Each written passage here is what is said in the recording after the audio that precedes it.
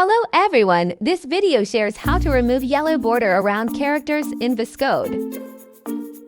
First, go to Settings.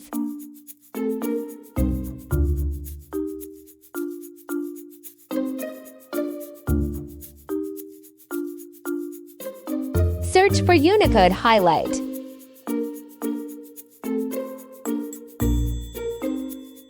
Select Text Editor.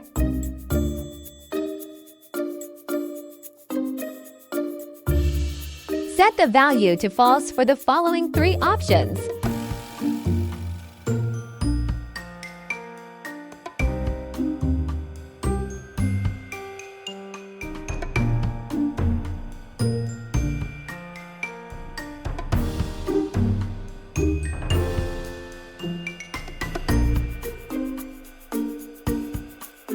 Okay, close the Settings tab to see the results.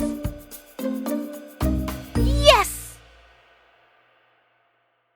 If this video is helpful to you, please like it and don't forget to subscribe to my channel. Goodbye, see you in another video.